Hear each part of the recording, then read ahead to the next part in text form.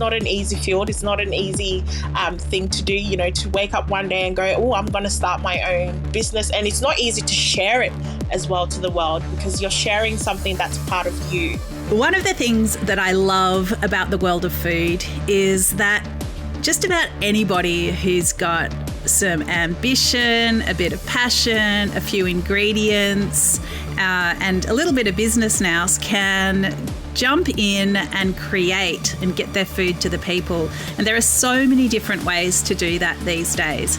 Our guest today is Prisy Benson. Prisy is an incredible entrepreneur based in Melbourne. She sells food directly to people through Instagram. She has a YouTube channel. She does so many different things. Prisy, welcome to Dirty Linen. I am thrilled to have you on the show. Oh, thank you so much, Dani. I'm also equally excited. Thank you. Thank you for having me. It's a pleasure. So tell us a bit about yourself, about your background and what's brought you to be doing what you're doing. Gosh, that's a really good question, because sometimes you sit down and go, oh, a bit about myself.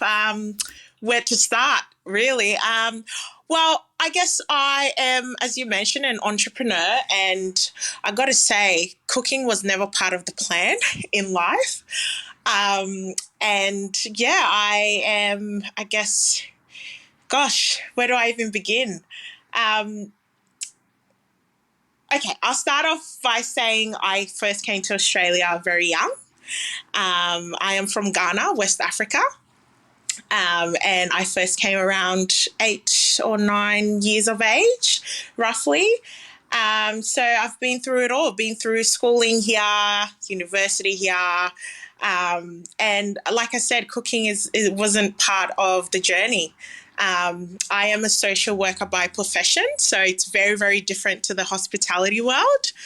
But yeah, I guess my love for cooking came from family and just being around family. And my mother's in the hospitality world, so I guess it stemmed from her and just the love for cooking. And so here we are today, turned into a family business. And yeah, here we are. I love that. What's your mother's involvement with hospitality? So mum currently, so she's done a whole lot. She's cooked for in like I guess an aged care home or facility, just working in the kitchen and preparing meals for the elderly. And she did that for a couple of years, actually. And yeah, she'll wake up early in the morning, go to work and cook up a storm. I believe they had 3-course meals each day. So she was always cooking for the elderly, and yeah, from breakfast all the way to dessert, I would say. Oh, that's such important work. I think, in some of those institutions, you know, the meals are such an important punctuation point in people's days, something that sometimes it's the only thing that they look forward to. Yeah, absolutely. So, I mean, was food a big part in your childhood, and was it mostly Ghanaian food, or does your family eat all kinds of different things? Yeah, it's mostly Ghanaian food because, we predominantly, we eat a lot of Ghanaian dishes at home. So it's just growing up, you know, in a big family, just cooking Ghanaian food from morning, I guess, till night for the whole family. And, and my grandmother as well actually was in the hospitality world too, cooking for Qantas as well. So it's been a big part of our family, but majority of the food were Ghanaian food being brought up. And I'm super ignorant of what that even looks like, what some of the dishes might be. So, take me through from breakfast through to dinner. Like, what might I be eating if I was a part of your family? Oh, God. It's just, I feel like Ghanaians were very big on starch and just heavy food in general. So you have a lot of, you know, your rice, your polentas, your... Oh gosh, for example, my mum loves eating rice in the morning, and I have no idea why, but I'm more of a cereal person. But she loves eating rice in the morning. So you have your jollof rice, which is very popular in West African countries and in Ghana, which is like a tomato-based sauce, and you chuck rice in and just cook it. And it's a bit of an orangey colour. So, yeah, a lot of that is eaten in the morning, and I have no idea why. So, yeah, and then for lunch, you will be looking at what we call fufu, which is like a starchy-based dough, and it's made out of plantain, and it's kind of like a flour-based semolina. If you know semolina, it's like that, but in plantain form or colour, and you just knead it, and it's a very, very heavy meal, and you can have that with soup or any sauce of your liking, really. So, yeah, very heavy food, very, very heavy food. But as I said, I'm more of a light person. So cereal in the morning, and then the heavy food comes later on. So I can see on one of your menus at PrisyB's Catering this Ghanaian Bofrat. What's that? Yes, Ghanaian Bofrat. It's a very popular dish, again, in West Africa and, yeah, in Ghana. But again, it's very starchy. You can have it as a savoury dish or as, I guess, a sweet dish. But it's kind of like you mix flour, sugar, if you want milk powder, and you just mix it all together with a bit of water, and you leave it to rest because the dough has to kind of rise overnight. So you just leave that to rest, and voila. As soon as it rises a little bit, you chuck it in a bit of hot oil and fry it up. Now, with us, we've put a little bit of a Western twist to it, and we've actually put a bit of flavour filling inside. So sometimes we do Nutella, strawberry jam, custard, whatever flavour that you like, or you can leave it plain as it is. But, yeah, it's a bit of a dessert, but some people also like to have it as, I guess, a savoury dish without the sugar and, yeah. Wow, sounds so good, Prisy. So tell me about, all your different businesses and, how you manage to fit everything in because you've got the catering, you do cakes, there's also a beauty angle to what you do. So, tell us how it all fits together.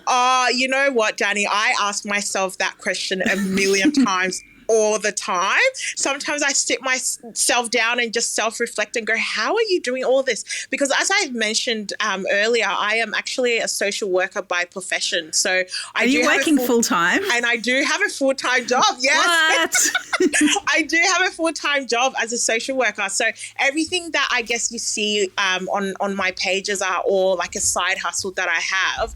But look, I guess it's all about time management and just managing your time really, really well, and just, going with what you love and making sure that you're, I guess, giving your all to every single aspect of what you do. So with myself, I work full time Monday to Friday, and then when I finish work, if I have an order, just going with the flow of cooking that order, meeting the customer, delivering it to them, or if they like, they can pick up the food as well.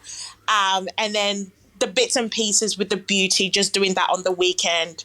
If anyone has a wedding or a birthday or baby shower or whatever it is, just doing that. So I guess it just comes down to time management and just really managing the time well, because I would tell you, Dani, I have no idea how I do that myself either. But, yeah, just managing the time.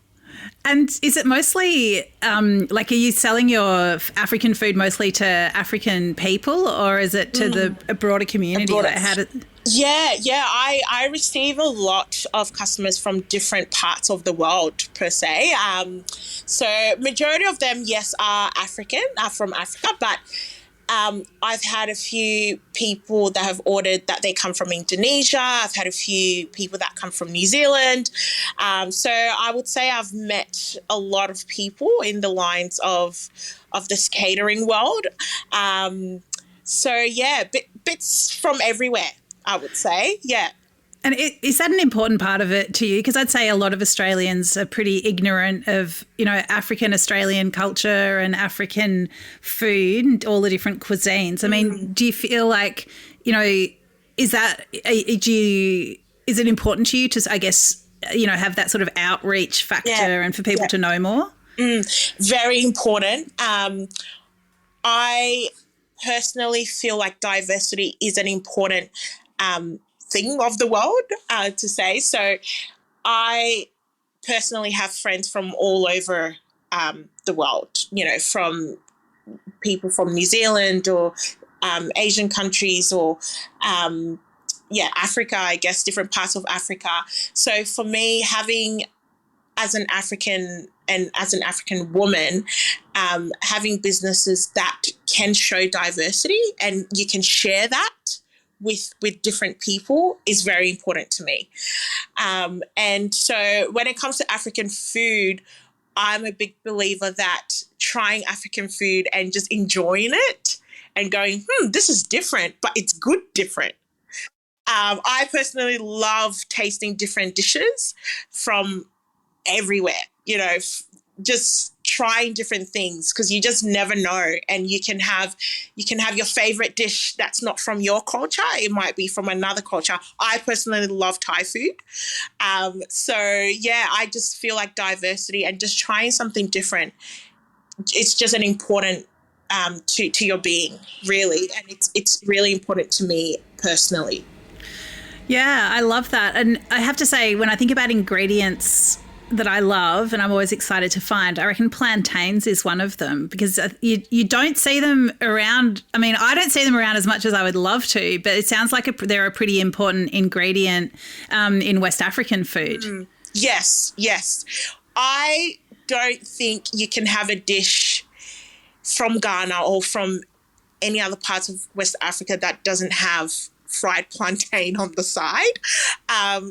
You would think of it as it's I would say the bread of our nation. It's like, if you have pasta, you have to have a little bit of bread on the side if you like, or if you're having breakfast, you have to have a little bit of bread on the side. It's like that for West Africans. You have to have fried plantain on the side with anything that you eat.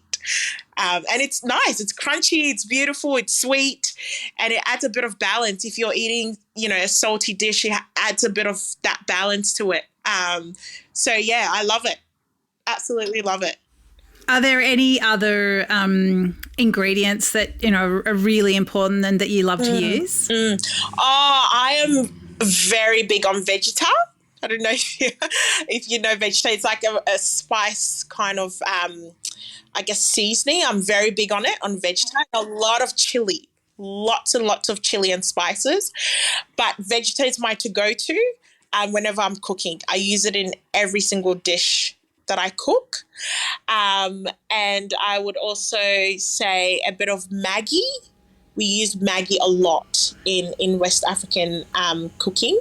That's so interesting. So Maggi seasoning. Maggi seasoning, yes. Right. And Vegeta is also, it's like a sort of flaked stock, vegetable stock, isn't it? Yeah. That's so interesting. And is that popular in West Africa as well? Very, very, very popular. Very, very popular. My mother uses it, my grandmother, gosh, every single family member I reckon I have, whenever you go to their house, we have to have Vegeta there, as well as Maggi. I reckon those are the two key seasoning or spices to use in our dishes. So if I came over, I feel like I'm constantly angling for invitations here, but just let's imagine, what would you make me? I would say you probably will have to try Jollof Rice. It's like a national, or I guess a dish of the whole continent of Africa. So I would probably cook Jollof Rice for you, and of course with a bit of fried plantain on the side. Can't go wrong with that. But yes, I would probably choose Jollof Rice. 100%. All right. It sounds, definitely worth getting over your side of town for. And so, I mean, I'd love to ask you about being a woman of colour and an entrepreneur and, you know, having all these different things going on. And also a social worker. It's such an important role that you play in lots of people's lives. Like, do you see yourself as a leader in your community and, you know, in the Australian community? Oh, that's a very good question. There are sometimes I feel like I'm a follower. I'm more of like a follower sometimes, but having a business, you I guess you do have to be a leader. You know, you have to lead. You have to make sure that everything is to your, I guess, vision, as well as taking in the people that are helping you, their vision as well, and how they would see things. But I would say, yeah, in some parts I do see myself as a leader, although sometimes it is really hard being a leader, because sometimes, you know, things don't go your way and you just have to adapt to your environment and situation. But yeah, I would consider myself as being a leader. But sometimes, yeah, sometimes I do follow. Sometimes I follow other people's stories and other people's walks of life and how they became successful, and try to apply that and add my own twist in this catering business or entrepreneur world.